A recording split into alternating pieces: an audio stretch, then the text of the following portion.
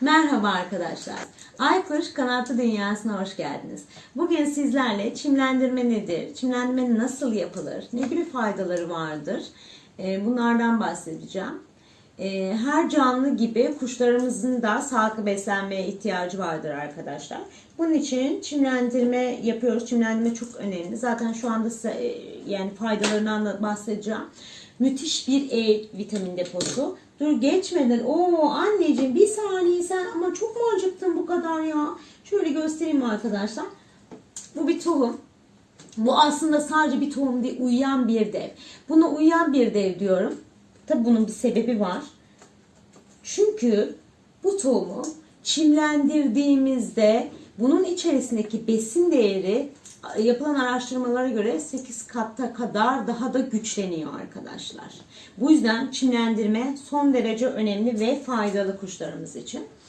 Müthiş bir E vitamini deposu demiştik. Şimdi diyeceksiniz ki E vitamini çok önemli madem bu kadar dışarıdan da temin edebilirsiniz. Tabii ki de temin edebilirsiniz. Dışarıdan da E vitamini alıp yapabilirsiniz ama arkadaşlar yani biraz maliyetli olacaktır. Ben burada hem maliyeti düşürmek adına hem de daha sağlıklı olduğuna inandığım için çimlendirmeyi kendim yapıyorum ve size de tavsiye ediyorum. E vitamini demişken E vitamini eksikliğinde kuşlarımızda neler olur falan biraz onlardan bahsedeyim. Karaciğer rahatsızlıklarına iyi gelir mesela. Kuşların kas yapısını güçlendirir. Eğer kuşlarımızda gelişim bozukluğu varsa E vitamini eksikliğinden kaynaklanır. Yani açayım şunu mesela kuşunuz kısa süreli uçup yoruluyorsa bu kuşunuzun kuşunuzda E vitamini eksikliği olduğunu gösterir. Mesela yavru yumurtaların kabuğundan çıkamayıp ölmesinin sebebi de yine E vitamini eksikliğinden kaynaklanır arkadaşlar. Sadece E vitamini hayır. B vitamini, magnezyum, fosfor, amino asit ya bir sürü vitamin ve mineral barındırıyor arkadaşlar. B vitamininden de kısaca bahsedeyim. B vitamini kuşun güçlü ve parlak tüy yapısına sahip olmasını sağlar. Yani papağanların tüyden çıkması için faydalıdır arkadaşlar. Yine amino asit özelliğinden bahsetmiştik. Amino asit özelliği yumurtanın doluluk oranını arttırıyor arkadaşlar. Erkek kuşlarda kızıştırıcı özelliği var. Dişi kuşlarda yine söylemiş olduğum gibi yumurta sayısını ve yumurta doluluk oranını arttırıyor. Yani kuşunuz 4 tane yumurta verecekse 6 tane veriyor. Bu da önemli bir şey bizim için. Çimlendirmenin tabii daha bir sürü güzel etkileri var. Onlardan da bahsedeyim. Bağırsak florasını güçlendiriyor arkadaşlar. Yani nedir? Zararlı bakteri oluşumunu engelliyor. Yani kuşunuzun ishal olmasını engelliyor. Bu da son derece önemli. Hatta kuşunuzun dışkı problemi varsa bu çimlendirmeyi kuşunuzun dışkı problemi tedavisinde bile kullanabilirsiniz arkadaşlar. Aynı zamanda protein açısından da çok zengin. Yani çimlendirmeyi şimdi biz hayvanseverler olarak hayvanlarımıza en iyi şekilde bakmakla mükellefiz arkadaşlar. Bu yüzden onlar için ne faydalı bunları hepsini bilmemiz gerekiyor. Kuşlarımıza çok iyi bakmamız gerekiyor. Çimlendirmeyi yaptık. Nasıl vereceğiz çimlendirmeyi? Normal kuşlarımıza çimlendirmeyi haftada 2 kez veriyoruz arkadaşlar. Yani haftayı 2'ye bölerek. Ben burada çarşamba ve pazar günlerini tercih ediyorum. Bana o şekilde uyuyor, o günler uyuyor. Siz de bunu kendinize göre haftayı 2'ye bölerek ayarlayabilirsiniz. Yalnız bir detay var. Kuluçkada olan kuşlara haftada 1 kez veriyoruz arkadaşlar. Bu haftada 1 kez vermemizin sebebi de anlatmıştık. Yani kuşlarda kızıştırıcılığı arttırıyor falan demiştik. Yani ne olur biz bunlara da haftada 2 kez verirsek tekrar bir yumurtlama ihtiyacı hisseder. Yumurtaların üstünden kalkar. Yani bunları istemeyiz arkadaşlar. O yüzden kuluçkada yatan kuşumuza haftada 1 kez veriyoruz. Şimdi çimlendirmenin kuşlarımızın türüne göre miktarlarını ben size anlatayım biraz da. Küçük tür papağanlarımız varsa, yani küçük tür papağan ne demek? İşte muhabbet kuşumuz varsa, sevda, cennet, forpus, küçük tür papağanlara giriyor. Bunlara Bir çay kaşığı tohum yeterli olacaktır arkadaşlar. Kuş başına yalnız. Eğer orta tür papağanımız varsa, mesela bunlarda ne olabilir? İşte Pakistan, Mong orta tür papağan türüne girer. Bunlara da bir tatlı kaşığı tohum yeterli olacaktır arkadaşlar. Yalnız bu ölçülerimiz kuş başına. Eğer büyük tür, yani şurada da gördüğünüz gibi Jakonuz varsa, makav varsa bunlara da bir çorba kaşığı tohum yeterli olacaktır arkadaşlar. İsterseniz ben yavaş yavaş videomun uygulamalar kısmına geçeyim. Çimlendirme. Şimdi çimlendirme nasıl yapılır? Ben size uygulamalı olarak göstereyim arkadaşlar. Ne demiştik? Küçük tür papağanlar için bir çay kaşığı, orta tür papağanlar için bir tatlı kaşığı, büyük tür papağanlarımız için bir yemek kaşığı tohumumuz yeterli olacaktır demiştim. Şimdi benim Jakon var gördüğünüz gibi. Ama ben bunu 2 kuş gibi düşünüp hazırlıyorum. O yüzden 2 yemek kaşığı mısırımı alıyorum. Ben aspir, çekirdek ve mısırdan yapacağım. Siz videoda bahsettiğim diğer tohumlardan hazırlayabilirsiniz. Fakat ayrı yaparsanız daha güzel. Çünkü yani olur.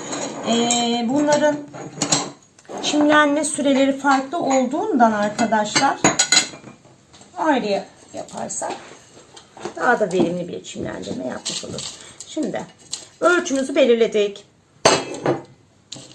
Bunu çok güzel bir şekilde yıkıyoruz. Şimdi çok güzel diyorsun, sen yarım bardak suyla yıkadın demeyin arkadaşlar. Ben şimdi hem videoyu kısa tutmak hem sizi sıkmamak adına bu şekilde yıkadım. Ama siz defalarca 5-6 kez ovalayarak yıkıyorsunuz arkadaşlar. Bu çok önemli. Bakın görüyorsunuz.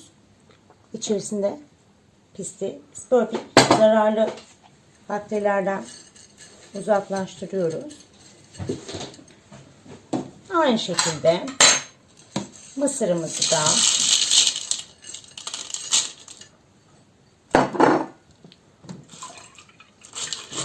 ovalayarak çok güzel bir şekilde yıkıyoruz. Siz benim bunu 5-6 kere yıkadığımı düşünün arkadaşlar. Siz duydun. Şöyle bir kaba aldım. Bakın burada bir püf nokta daha var. Özellikle geniş yayvan bir kap tercih ettim. Eğer bunu çimlendirmeyi derin bir kapta yaparsanız üstteki çimlenmede gelişim azlığı olduğundan alttakilerde de küflenme meydana gelecektir. Yani verimli bir çimlendirme olmayacak arkadaşlar. Şimdi bunu 12 saat kadar sirkeli suda bekletmemiz gerekiyor arkadaşlar. Bir yemek kaşığına bir tatlı kaşığı elma sirkesi kullanıyorum. Yani benim evde ev yapımı elma sirkem var. Yani bunu göz kararı da koyabilirsiniz. İlla o kadar da şey değil. Sirke sonuçta. Ve şöyle üzerine bir parmak geçecek kadar suyunu ilave ediyoruz. Ve ben şöyle yaptım. Şu şekilde. Şunlara uygun bir kapak buldum. Üstünü kapattım. 12 saat kadar bu tohumlarımızın şişmesini sağlıyoruz. Bekliyoruz. Evet arkadaşlar. 12 saat bekletmiş ve şişmiş olan tohumlarımızı, şişmiş diyorum çünkü bu uzun bir süreç. Hepsi olmayacağı için siz bunları 12 saat beklemiş olarak kabul edin. 12 saat sirkeli suda bekletmiş olduğumuz tohumlarımızı tekrar süzme kabımıza alıyoruz. Ve çok güzel bir şekilde yıkıyoruz. Defalarca yıkıyoruz. Ve iyi bir şekilde süzdürüyoruz. Süzülen tohumlarımızı, yine bu önemli bir ayrıntı, geniş yayvan bir kaba alıyoruz. Çimlenmemizin daha verimli olması açısından. Yine mısırlarımızı da bu şekilde alıyoruz. Ben bunları ayrı yapmıştım. Söylemiştim de size neden ayrı yaptığımı. Çok güzel bir şekilde yıkadım. Siz bunu benim defalarca yıkadığımı düşünün arkadaşlar. Ayrı yaptım çünkü hepsinin çimlenme süresi farklılık gösterebilir arkadaşlar. Şimdi bunları yıkadım, süzdüm arkadaşlar. 12 saat beklettiğim, çok güzel bir şekilde yıkadığım tohumlarımı çimlendirmenin ikinci safhasına geçiyoruz. Üzerini şöyle peçeteyle kapatıyoruz. Ve peçetemizi çok güzel bir şekilde nemlendiriyoruz. Hatta ben zararlı bakteri oluşumunu engellemek için ben sirkeyi her alanda kullandım. Burada da bolca kullandım. Hiçbir sakıncası yok arkadaşlar. Sirkeli suyla peçetelerimi ıslattım. Ve ben yine bunları bu şekilde kapattım. 24 derece karanlık bir ortamda bunları 24 ile 36 saat arası beklettim arkadaşlar. Yani 24 ile 36 saat diyorum çünkü farklılık gösterebiliyor. Bazıları 24 saat içerisinde çimlenirken bazıları da 36 saate kadar uzayabiliyor. Şimdi yine uzun bir süreç olduğu için arkadaşlar böyle bekletiyoruz. Ben size daha önceden çimlendirmiş olduğum tohumların görüntüsünü gösteriyorum. İyi bir çimlenme sonucu tohumlarımız bu şekilde oluyor arkadaşlar. Evet, çimlendirmemizi yaptık. Çimlendirmemize bakıyoruz ki gayet güzel, verimli, başarılı bir şekilde olmuş. Şimdi bunu ne yapıyoruz? Hemen kuşumuzun önüne mi servis ediyoruz? Kesinlikle hayır arkadaşlar. Yine bundan önce bunu yarım saat kadar dezenfektanlı suda bekletmemiz gerekiyor. Tabii siz profesyonel bir dezenfektan kullanabilirsiniz ama ben sirke kullandım. Yine buna bir miktar sirke koydum. Sirkeli suda yarım saat beklettim. Hatta şöyle, şimdi ölçü vermiştim. Şöyle göz kararı bir sirkemizi koyduk. Suyumuzu koyduk. Ne yapıyoruz? Bunları yine zararlı bakterilerden arındırıyoruz. Evet, yarım saat beklettik. Yarım saat beklettiğimiz dezenfektanlı su sonra bu şekilde aldık, süzdük ve artık kuşumuzun önüne servis edebiliriz. Eminim kuşunuz çok severek tüketecektir arkadaşlar. Evet arkadaşlar, videomuz bu kadar. Bizi izlediğiniz için hepinize çok çok teşekkür ederim. Umarım size çok faydalı olmuştur bu video. Kanalımıza abone olup like atmayı unutmayın. Bize destek olursanız seviniriz. İyi akşamlar arkadaşlar.